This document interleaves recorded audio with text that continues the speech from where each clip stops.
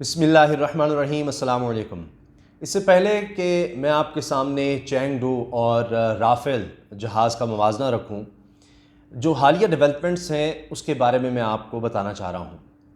वज़ीर दिफ़ा भारत के राजनाथ सिंह, उन्होंने राज्यसभा में कहा है कि जी हम भारत का सर झुकने नहीं देंगे, भारत का सर झुकना नहीं चाहिए, हम किसी को झुकाना नहीं चाहते, फ़ौज तैयार है, हर तरह के हालात के लिए तैयार है और वो इतनी ऊंचाई पर खड़ी है, वहाँ बड़ी सर्दी है, उन्हें हमारी सपोर्ट की ज़रूरत है, सारी पार्लियामेंट उनकी सपोर्ट करे। और दूसरी तरफ चीन ने लास्ट वार्निंग दे दी है।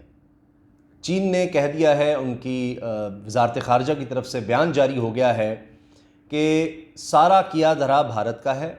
भारत ये जो इश्तियाल अंगेज़ी है जिसकी वजह से इस वक्त सूरत हाल जो पैदा हुई है, इस पर माफ़ी मांगे, डिसंगेज करे, यानी इलाके से निकल जाए, फ़ौजें वापस ले जाए। और चीन पहले ही कह चुका है कि 1 इंच चीन पीछे नहीं हटेगा। तो दोनों बयानात का आप मवाजना कर लें और आपको सूरत हाल समझ आ जाएगी कि भारत की किस कदर पसपाई हो चुकी है। 1000 किलोमीटर से ज़्यादा का इलाका, 1000 स्क्वायर किलोमीटर से ज़्यादा का इलाका चीन के पास जा चुका है। ये ख़ुद भारतीय मीडिया मान रहा है और इकरार कर रहा है इस चीज़ का।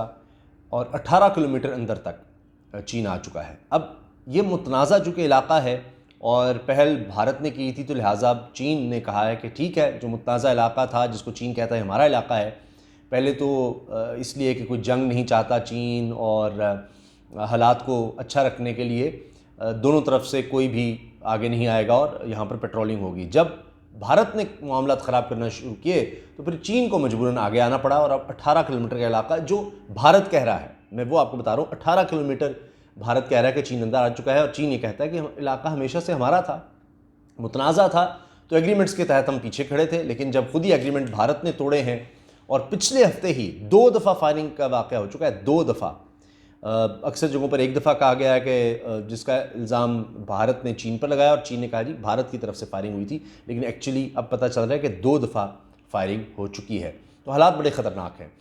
अब मैं आ जाता हूँ कि चूँकि ये इलाका ऐसा है कि जितनी भी ज़्यादा आप फ़ौज भेजेंगे उतना ही ज़्यादा आपका ख़र्चा होगा, बड़े हालात ख़राब होंगे।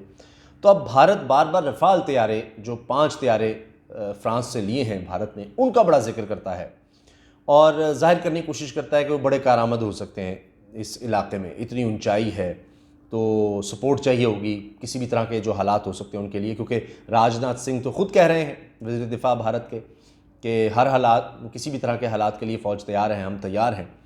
तो फिर उसमें जंग भी है और जंग में रफ़ाल को वो समझ रहे हैं कि 5 तैयारे हैं, हमारे बड़े काम आएंगे। तो अब मीडिया में बहुत ज़्यादा बात हो रही है, तज्ज़ियाकारों में, दिफाई तज्ज़ियाकारों में बहुत ज़्यादा बात हो रही है कि रफ़ाल किस हद तक कारआमद होगा ऐसी सूरत हाल में। और ज़ाहिर है कि फ़ज़ा में जो बालादस्ती है उसकी बहुत ज़्यादा अहमियत है आज के दौर में, बहुत बहुत बहुत ही ज़्यादा अहमियत है। अगरचे कब्ज़ा तो फिर ग्राउंड फोर्सेस को ही करना है, लेकिन एयर सपोर्ट बहुत ही अहम है। तो अब चीन के पास है, जो लेटेस्ट चीन का तैयारा है वो है चैंगडू। अब इसका मवाजना बहुत ज़्यादा किया जा रहा है हर सतह पर। तो मैं आपके सामने रख रहा हूँ रिपोर्ट जो भारत के ही हैं, अनिंत प्रकाश।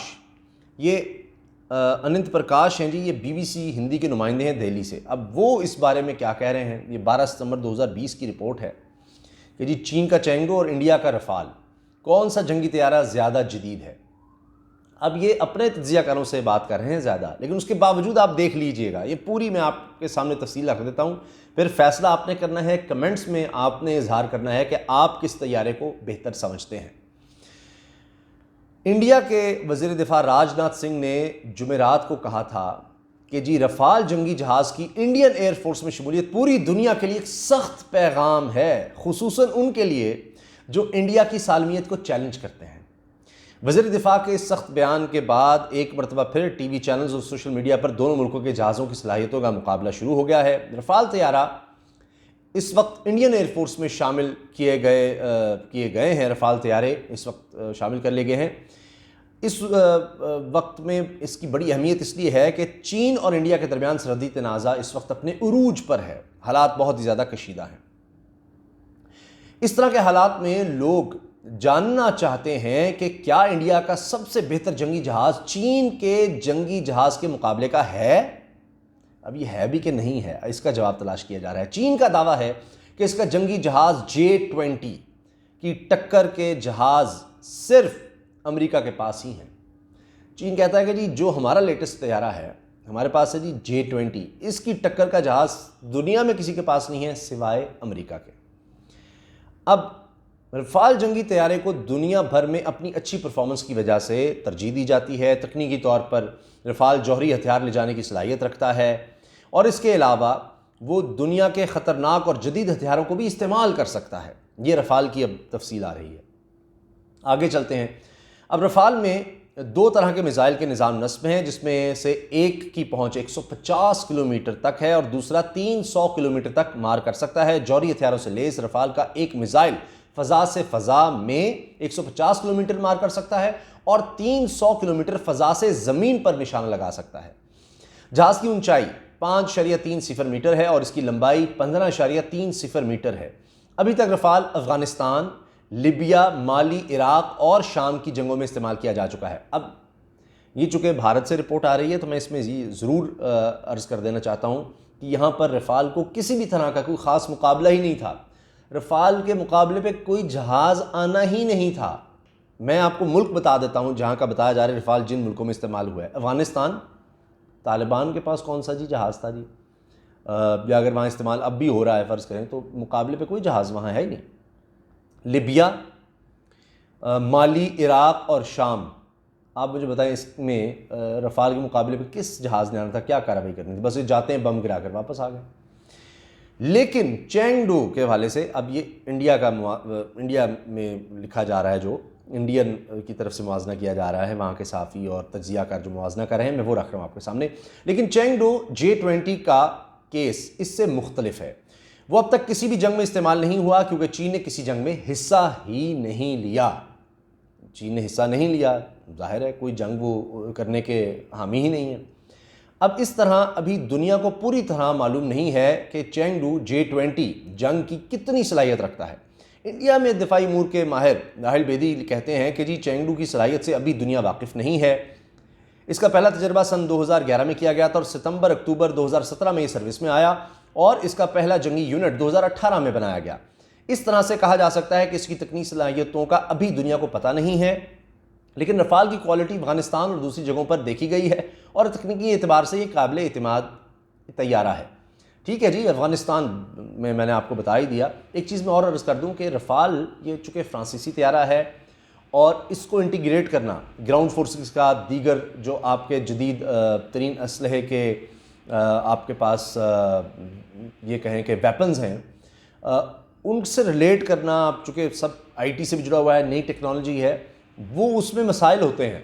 लेकिन चीन की तो अपनी टेक्नोलॉजी है J-20 की, चेंगडू की, और वो अपने हथियार खुद बनाते हैं, तो उसको इन चीज़ों को इंटीग्रेट करने में, एक दूसरे से जोड़ने में, एक दूसरे से कम्युनिकेट करने में कोई मसला नहीं होता। ये बड़ी अहम चीज़ है कि जब आप लोकली चीज़ों को तैयार कर रहे होते हैं, किस तरह से आप उसको फिर इस्तेमाल करते हैं अपने दीगर असलहे के साथ, उनकी कम्युनिकेशन, उनका एक दूसरे के साथ उसको सपोर्ट करना, ये बड़ा अहम होता है। तो ये एक बहुत बड़ा डिसएडवांटेज भारत को है। अच्छा जी, एक और फ़र्क जो बताया जा रहा है दोनों जहाज़ों में, चेंगडू और रफाल में, वो ये है कि रफाल 4.5 यानी 4.5 जनरेशन का तैयारा है, 4.5 जनरेशन का तैयारा है। चेंगडू को 5वीं जनरेशन का जंगी तैयारा कहा जा रहा है। तो ये पहली ही बात में, पहले ही मुवाज़ने में कहीं आगे है चेंगडू J-20 भारत के पास रफाल तैयारे जो हैं उनसे, और उनकी तादाद सिर्फ 5 है वैसे भी। अच्छा जी, अब इंडिया का रफाल 4.5 जनरेशन यानी 4.5 जनरेशन का है, जबकि चीनी हुकूमत के चेंगडू J-20 के मुतालिक दिए गए बयान के मुताबिक ये 5वीं जनरेशन का तैयारा है। इसका नाम एक ताकतवर ड्रैगन के नाम पर रखा गया है और भारत के जो दिफाई तज्जियाकार हैं बेदी, उनके मुताबिक इस वक्त दुनिया में सिर्फ 3 जंगी जहाज़ ही हैं जो 5th जनरेशन के हैं, 5वीं जनरेशन के हैं। एक तो J-20 है, भारत के अपने दिफाई तज्जियाकार कह रहे हैं कि जी ये 5th जनरेशन है। J-20 चेंगडू जो है ये 5th जनरेशन है और बाकी 2 अमरीकी हैं। J20 के मुकाबले पे अगर कोई आ सकता है फिफ्थ जनरेशन जिसको हम कहें लेटेस्ट जो है इस वक्त जहाज़, वो हैं अमरीकी F-22 और F-35 जंगी तैयारे, ये अमेरिका के पास हैं बस। अब एक तरह से ये दोनों तैयारे एक जैसे भी हैं, रफ़ाल और चेंगडू।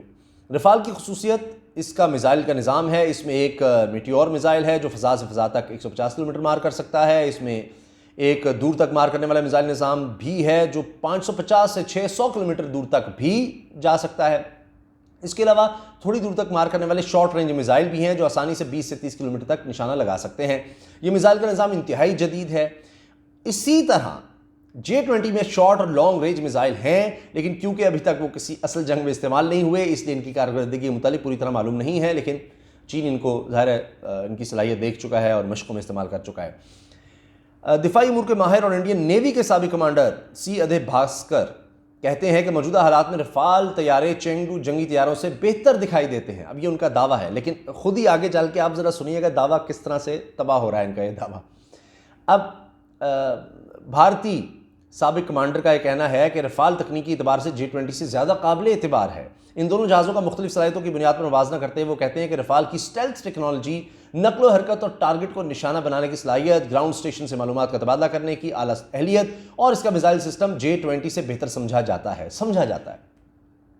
इन्होंने भी इस बात को दोहराया कि J20 को अभी तक किसी ऑपरेशनल रोल में टेस्ट नहीं किया गया। बस यही बात है इनके हवाले से। तो फिर फ़र्क कहाँ है, असल फ़र्क कहाँ है वो अब सुन लीजिए। यानी कंक्लूजन की तरफ मैं आ रहा हूँ।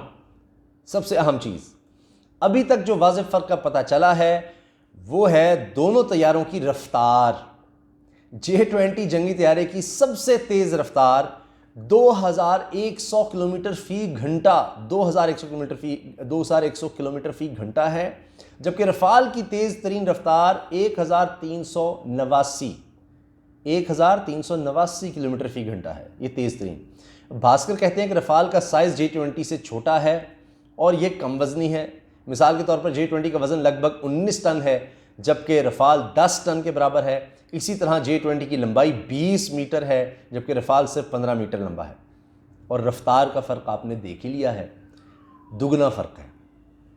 तो बात यह है कि जी एक तो आ गए आपके पास तैयारे, चलाने वाले कौन हैं? भारत के पास अभिनंदन चलाएगा। और अभी मैंने पहले भी आप वो देख सकते हैं, मैंने काफ़ी अर्सा पहले मुवाजना किया था भारत के पास अब जो रफ़ाल है इनका JF-17 थंडर का, उसी में ही आपको पता लग जाएगा कि जनाब ये भारत के पास जो तैयारे आए हैं हमारे JF-17 की ही जो लेटेस्ट अपग्रेडेशन हो रही है और लेटेस्ट जो आ रहे हैं वो इनका बड़ा भरपूर मुकाबला कर सकते हैं। फिर F-16 तो है ही अल्हम्दुलिल्लाह, तो उसमें भी मुवाजना मैं कर चुका हूँ F-16 का और रफ़ाल का। लेकिन अब ये आपके सामने है और आपने देख ही लिया होगा कितना दोनों में फ़र्क नज़र आ रहा है। और आखिर में फिर उन्होंने भारतीय तजियाकारों ने भी हार तस्लीम की है। तो चीन की तैयारी पूरी है और भारत अब ये कह रहा है कि जी भारी तादाद में असलहा पहुँचा दिया है चीन ने इलाके में और फ़ौज भी। और ये असलहा ना सिर्फ ये कि काफ़ी बड़ी तादाद में और लेटेस्ट है, इसी पर भारत बहुत ज़्यादा परेशान है। इसलिए वो कह रहे हैं जी हमारी तैयारी है और घबराए हुए हैं, खौफज़दा हैं। सर्दियाँ शुरू हो चुकी हैं और भारत इस वक्त बहुत ज़्यादा परेशान है और खौफज़दा है, बहुत ज़्यादा खौफ। और यही उनके वज़ीर दिफ़ा के बयानात से भी नज़र आ रहा था। चूँकि जिस भी चीज़ का आप चीन के साथ मुवाजना करते हैं, भारत बहुत पीछे नज़र आता है। और भारत की सोच, उनकी फ़ौज की सोच हमेशा से ट्रेनिंग ये रही है कि वो हमेशा अपने से कम के साथ मुकाबला करने का तो सोचते हैं और फिर भी मार खाते हैं। निहत्ते लोगों के साथ मुकाबला करने का उनको तजर्बा है, मज़लूम कश्मीरियों के साथ, मकबूजा कश्मीर के मुसलमानों के साथ। इसके अलावा अगर आप उनको जंग में देखेंगे भारतीय फ़ौज को जब आमना सामना होता है, तो हमेशा 1962 की जंग हो चीन और भारत की, उसमें तो वो कभी मुंह नहीं दिखाने के काबिल किसी को, और ख़ुद भी शर्मिंदा होते हैं बहुत ज़्यादा, इसलिए उसका जिक्र नहीं करते। अब हाल यह है कि ये भारतीय कह रहे हैं कि 1962 के बाद इतना बड़ा इलाका कभी भी भारत ने नहीं खोया जितना 1962 में खोया था। उसके बाद सबसे ज़्यादा खोया है तो अब ये चीन ने हासिल कर लिया है जो भारत दावा कर रहा है वो 1000 स्क्वायर किलोमीटर का है। तो हालात आपके सामने हैं, मुवाजना मैंने आपको कर दिया है।